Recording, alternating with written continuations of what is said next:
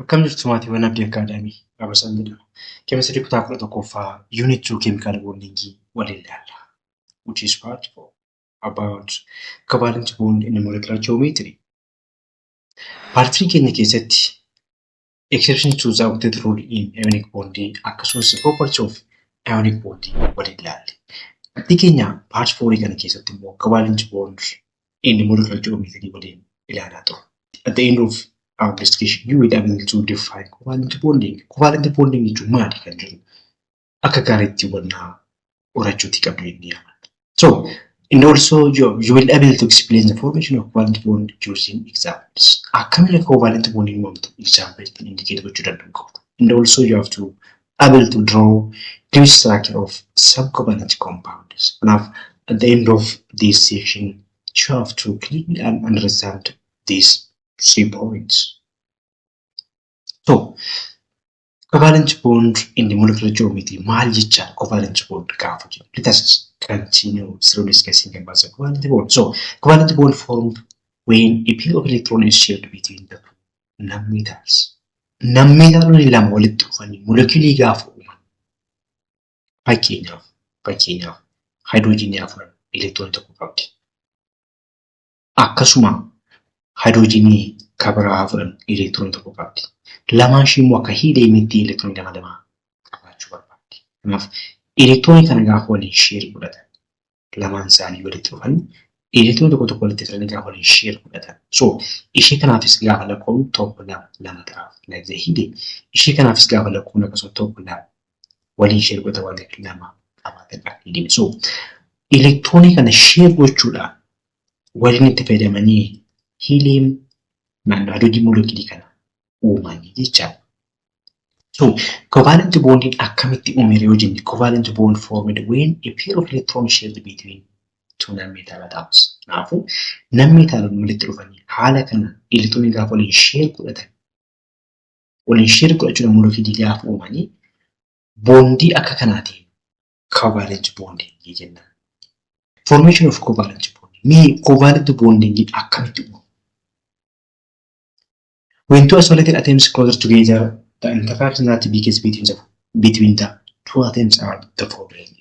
Jechuun akkuma jalqaba hydrogen irratti isin kaase mee fakkeenya hydrogeniin kunii fi hydrogeniin biraa tokko walitti dhuftee gaafa hydrogen molecule uumuudhaaf gaafa jettu what interactions happened between them? Interaction akkamiitu jidduu isaanii jiraata. So when two isolated atoms closer together, the following interactions happen between them. Interaction armaan gadii kan jidduu isaaniitti uumamu gaafa kana lamaan walitti dhufu. Wal fakkaataa qabu fakkeenyaaf otoo hydrogenii fi chlorine walitti dhufte. Dirqama hydrogenii fi chlorine wal fakkaataa ta'uu dirqama. Otoo walitti dhufte interaction akkamiitu jidduu isaaniitti uumamu. Inni jalqabaa repulsion jidduu isaanii jira. Repulsion sababa maal ta'eef jidduu isaaniitti uumama. The repulsion occurs between the two nuclei of each atoms. Look it. Hydrogen kunis nucleus qabdi. Hydrogen kunis nucleus qabdi. Nucleus lamaanuu immoo charge isaa positiveidha. Due to they have the same charge, their nucleus have the same charge, they repel each other. Interaction jidduu isaaniitti uumamu keessaa kan jalqabaan repulsionidha. Maaliif kunis nucleus qabdi, kunis nucleus qabdi. Nucleus immoo charge isaa wal fakkaata. Charge wal fakkaataan immoo repel waan ta'eef sababa kanaatiif repulsion gochuu danda'u. Inni biraan electrons of the two atoms repel each other. Electron isaanis charge wal fakkaataa qabu. Look, ateemota kana lamaan walitti dhufe kunis electronii qabdi, kunis electronii qabdi. Electroniin kun immoo charge wal fakkaataa qabdi. The same charge waan qabu immoo repulsion godha. Kanaafuu repulsioniin sababa electron isaaniitiif jidduutti ni uumama jechuudha. Inni biraan interaction gaafa isaa walitti dhufan uumamu keessaa inni lammaffaan immoo attraction. Attraction due to what case happened yoo jennu immoo each nucleus attracts electrons of each others. Ateemiin kunis electronii qabdi. Isheen kunis electronii qabdi. Akkasuma isheen kunis electronii qabdi, isheen kunis nucleusii qabdi.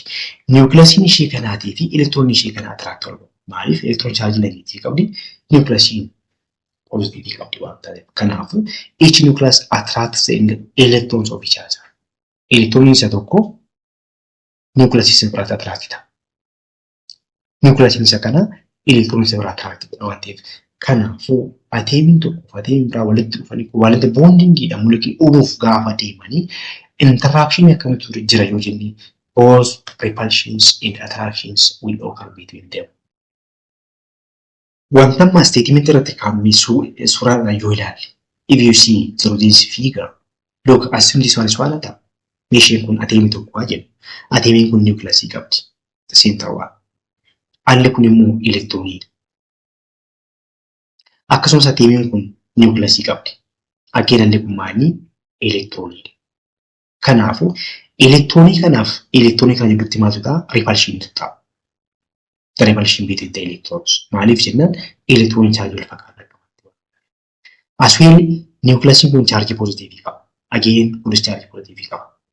Kanaafuu niwukilaasiin chaarjii wal fakkaataa qaba waan ta'eef repulsion occurs between the two nuclei. Nuclei sun lamaan repulsii wal godhu the same charge waan qabaniif. Aggeen niwukilaasii kanaati. Niwukilaasii ateemii kanaatiif elektiroonii ateemii kanaa immoo yoo ilaalle chaarjii faallaa qaba. Elektirooniin chaarjii negeetiivii qabdi. Niwukilaasiin poozitiivii qaba waan ta'eef. So attraction occurs between electron and nucleus.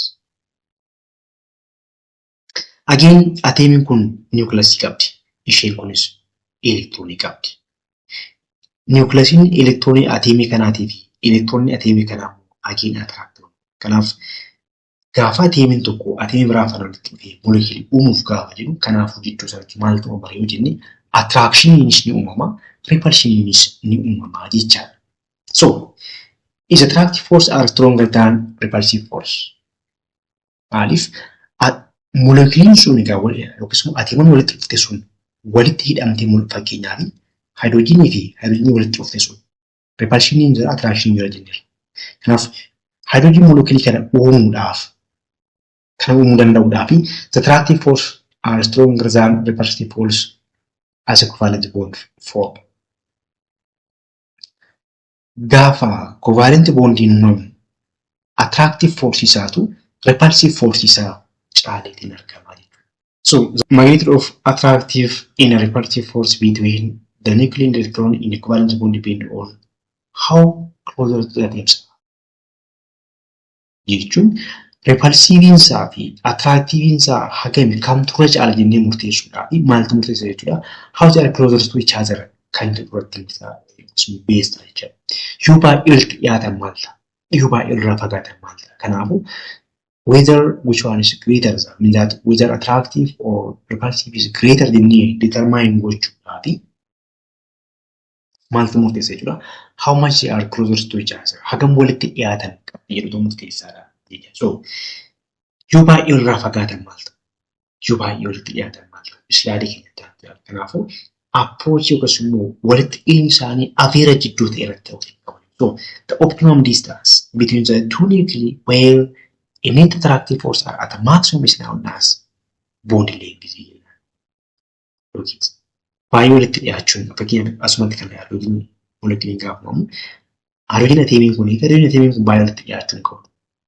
Baay'ee walirraa fagaachuun qabu. So there is a distance at which the optimum, at which the average means that where the attractive and repulsive become what at the optimum meaning that. Kanaaf iddootti fageenyi kun optimum ta'e kun average ta'e iddootti great repulsion hin ta'a. Iddootti walirraa fagaatee attractionis hin dhabne kanaan maal jennaani the bond length jedhan. Kanaafuu the optimum distance between the two nuclei where a net attractive force are at maximum is bond length jedhan. Kana jechuun molekiliin kun gaafa uumamu ateemiin kun lamaan baay'ee walitti dhiyaachuun qaban baay'ee walirraa fagaachuun qaban. Iddootti average taate distaansii walitti dhiyeenya isaanii kun iddootti optimum taate kan distaansii isaan irratti argama kanaan the bond length. Kanaafuu the molecular formula is most stable in with minimum energy at the bond length. At the bond length molecular uumamtu kun tokkoffaa minimum energy qabaatti. Minimum energy gaafa jennu karaa biraa stabiliidha jechuu keenyadha. Fakkeenyaaf yoo ilaalle in the hydrogen molecule. The bond length is 74 picometer for the most stable arrangements. Jechuun iddootti hydrogen molecule at the most stable ta'e uumamuutii danda'u. Osoo atiimoonni lamaan baay'ee irraan fagaatin. Osoo atiimoonni lamaan baay'ee walitti hin dhiyaatin. At the optimum distance isaanii sun in the bond length jennee waamna 74 picometer jechuudha. Kanaaf distaansii kana caala 74 picometer kana caala baay'ee irraan fagaachuu hin qaban. Kana caalas immoo baay'ee walitti dhiyaachuutiin hin qaban jechuudha. Fakkeenyaaf asitti if they are too close to each other baay'ee walitti dhiyaatan ta'e suuraa kanarratti baay'ee walitti dhiyaatan yoo ta'e if the atoms are too close strong repulsion to hedduu isaanii ta'u jechuudha. Strong repulsion yookiin wal dhiibinsa guddaa qabaatu jechuudha. Meeshii kana immoo ilaallu. Kana immoo yoo ilaalle they are too far apart baay'ee irraa fagaataniif if the atoms are too far apart attraction become what weak. Walarkiinsa gidduu isaaniitti dhaabama jechuudha. Yoo maal ta'e yoo baay'ee irraatti fagaatan yoo ta'e. Kanaafuu if they are too far apart there may be the absence of what the attraction. Attraction gidduu isaaniitti dhaabama. Attraction immoo dhamira tanaan moleculiin sun uumamuudhaaf boondiin hin jiraatu jechaadha. So as yoo ilaalle relative to ishee kanaa fi relative to ishee kanaa yoo ilaalle this one is at the optimum. At a very distance relative. So when the atoms are at optimum, it forms a stable molecule. Kanaafuu maal kan qabu akka ishee kanattis must not be too far apart baay'ees walirraa fagaachuu hin qabu. It must not be too closest baay'eetti dhiyaachuu hin qabu. Kanaaf it must be was at the optimum. So that optimum distance is known as the bond length jennee beekama. So generally substances contain covalent bond are called molecules. Kanaaf compounds covalent bondiitiin uumaman iddoo tokkotti immoo molecule jennee ni kaasna. So there are some examples of covalent molecules. Kanneen covalent moleculeetiin yookiis immoo moleculoota covalent bondiin uumaman immoo yoo ilaalle isaan kun akka fakkeenyaatti jechaadha. Hydrogen chloride, hydrogen sulfide, ethene, nitrogen molecule, carbon tetrachloride, boron trichloride, water molecule, ammonia. Jarreen kun yoo ilaalle hundi isaaniiyyuu covalent bondiitiin wantiif molecules jennee waamna jechuudha gabaabsiniitu. Inni biraan akkamiin covalent bondii Lewis structure itti fayyadamnee substitute goona. Representation of covalent bond using the Lewis structure. Jechuun Lewis structure itti fayyadamnee covalent bondii tokko agarsiisu. Fakkeenyaa darbii keessatti Lewis structure jechuun maali kan jedhu kaafnetiin turre. Lewis structure jechuun yookiis immoo Lewis electron dot symbol jechuun simboolii elementii tokkoo fudhannee dootii baay'inni isaa valence electronii faana wal qixxeetee simboolii elementii sana kaa'uun Lewis electron dot symbol jedhama. Fakkeenyaaf salfarii yoo fudhanne salfarii electronii 16 qabdi. Gaafa rabsumaatti taate 2 8 6 taati. Kanaaf baalaansii ishee meeqadha? 6dha jechuudha. Kanaaf salfarii fudhannee electronii kana 6 jarwaat valence 6 kan yoo sirrii tokko 2 3 4 5 6 inni kun maal jedhama? Lewis dot symbol yookaan Lewis dot electron formula jennee qabna. Kanaafuu egaa haala kanatti Lewis structure kanatti fayyadamnee akkamiin covalent bondii agarsiisuu dandeenyaan immoo qabxii keenyatti covalent bondii keessatti ilaallu jechaadha. Kanaaf akka fakkeenyaatti yoo ilaalle Lewis structure of hydrogen molecule yoo ilaalle. Kanaafuu hydrogeniin electron tokkotti qabdi. Kanaafuu elementii yookiis immoo simboolii hydrogenii fudhannee dootii tokko gaafa asirra keenya. Kun maal isaati jechuudha? Electron dot simboolii yookiis immoo Lewis simboolii hydrogeniiti jechaadha. Again kan ishee ganas akkasuma. Kanaafuu elektroonii kana lamaan covalent bondiin immoo akkamitti uumamu jennira by sharing of electronic uumamu jennira. So kun Lewis structure yookiis immoo Lewis electron dot simboolii tokko tokko gaafa walitti fidatu elektroonii tokko tokko fidatee dhufe jechaadha. Kunis tokko fide haala kanaan walii share godhatanii jiru. Kanaafuu the Lewis structure of hydrogen molecule akkanatti agarsiisuu dandeenya jechaadha. Fakkeenya biraa yoo fudhannee ilaalle the Lewis structure of fluorine molecule yoo ilaalle fluorine electron 9 qabdi. Filooriin elektiroon sagal qabdi gaafa rabsinu maal taati? Gaafa rabsinu 2 taati. Kanaafuu simboolii filooriinii fudhannee elektiroonii 7 dootiitti fayyadamnee filooriinii akkasumas simboolii filooriinii kana gaafa keenyu elektiroon doot simboolii yookiis immoo liin simbool of filooriinii taati jechaadha. Kanaafuu 1, 2, 3, 4, 5, 6, 7. Ageen kana ishee kanas akkasuma 7 qabaate. Kanaaf elektiroonii kana lamaan waliin sheer godhatu. Maaliif ala isaan irraa 8 qabaatanii octet roolii achiif gochuudhaaf. Teen haala kanaatiin kana jechuun daareetti maal jechuudha? Filooriiniin elektiroonii fiddee dhuftee kana qabdi. Isheen kunis elektiroonii fiddee dhuftee kana qabdi. Kana waliin sheer godhatu jechaadha. Elektiroonii kana waliin sheer godhatu. Kanaafuu akka kanatti structure isaa agarsiisuu dandeenya jechuudha. Eenyu keessatti? Covalent bonding keessatti jechaadha. So the shared pair of electron in molecules are known as bonding electron. Kanuma malaalee filooriinii keessatti fakkeenyaatiif filooriinii keessatti elektiroonii walitti isaan sheer godhatan sun bonding electron jenna. So the shared pair of electron in molecule are bonding electron jennee ni waamna. Yeroo filooriinii elektiroonii 7 qabdi jennee 1, 2, 3, 4, 5, 6, 7 faas kaawwattee kanaan sheer godhatte. Ishee kunis akkasuma 1, 2, 3, 4, 5, 6 faas kaawwattee kanaan sheer godhatte. Kanaafuu the bonding electrons elektirooniin boondiitti hirmaatti. Elektirooniin sheer taatee deemta kana lama walitti hidhe kana maal jennaan? Bonding pair electronii jennaan. So the shared pair of electron maaliif jidduu isaanii sheer taateetti waan taateef. Atiimii kanaafis sheer ta'uudhaani bondii uumuu keessatti participate gooteetti waan taateefi such shared pair of electron are known as bonding pair jennee. Kanaafuu filooriin molekiilii kana keessa bonding pair meeqatu jira yoo jennee waan bonding pair of electroniitu jira jechaadha. Inni biraan elektiroononni osoo bonding itti hirmaatanii otoo sheer hin ta'in hafan immoo jiru. Fakkeenyaaf kana yoo fudhanne elektiroonni kun osoo sheer hin ta'in hafan. Electron pairs that are not shared are known as bonding pair or lone pair electron jennee. Warreen akka kanatti immoo osoo bondii itti hirmaatan otoo sheer hin ta'in bondii formation keessatti participate godhin hafan immoo maal jedhani? Lone pair electron jennee ni waamna. Kanaafuu fakkeenyaaf filooriin molekiilii yoo fudhanne bonding pair meeqa qaba? 1 kana qaba. Lone pair meeqa qaba jechuudha? 1, 2, 3 then asii kana qaba 4 asii kana qaba 5 asii kana qaba lone pair 6 fi bondii pair 1 qabaata jechaadha. Inni biraan formation of multiple covalent bond dha. Formation of multiple covalent bond akkasumas multiple covalent bond gaafa jennu yookiin jechuudha double bond fi triple bond jechuudha. Multiple covalent bond gaafa option lama qaba. When we see multiple covalent bond we mean that double bond and the triple bond. Kanaafuu double bond fi triple bonding kun akkamitti? So atoms in a molecule can share 1, 2 or 3 pair of electrons to complete octets.